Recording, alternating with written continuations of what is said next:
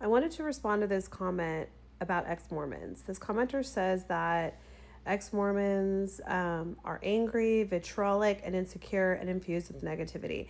I'm sorry to call you out here, and I'm in no way like wanting to have any sort of debate, because I completely validate your observation of ex-Mormons, and I'm going to say that I agree with you. However, I wanted to make a specific video on this, and I hope it's okay that I'm calling you out, because I was in this absolute group. If you look back at any old videos that I have when I first left the church, I was very angry. I was very vitriolic. I was very self-righteous. I felt like I knew what most active Mormons didn't, that they were sheep, they were lost. I even used the cults. I was going to say something else, but I even used that word in referring to Mormonism. And so I think I can speak on this with some level of authority. I think that although ex-Mormons are at times vitriolic, they are angry, they do have negativity, I think that we need to look at this as a phase.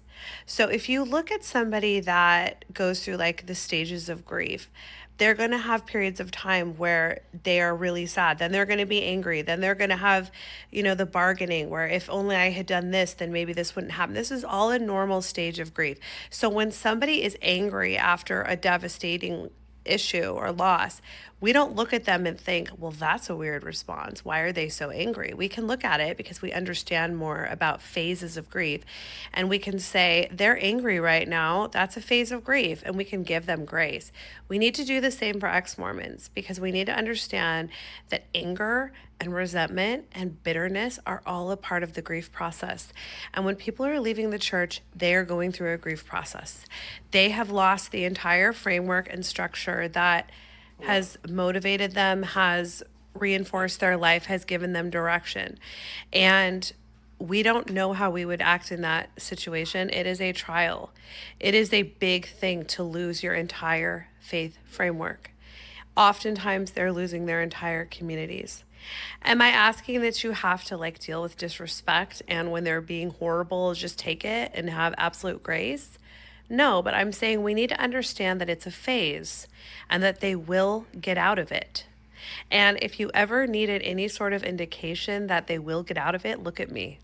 Go back and watch my videos. I'm so angry. And, if we can just look at it as it's a normal stage of leaving the church. You have to deprogram and you have to dissect your faith. You have to feel anger about it to get out to the other side. If you push those emotions down and you don't face them and you don't deal with them, the odds of you ever coming back are very few and far between. It's rare. You're probably not going to, because you will have a lot of unresolved issues that you haven't faced, that you've disassociated from. So I would say if you have family and friends or people that are really negative that have left the church, and you want to throw your hands up and just give up on them, recognize this is a phase, and this too shall pass.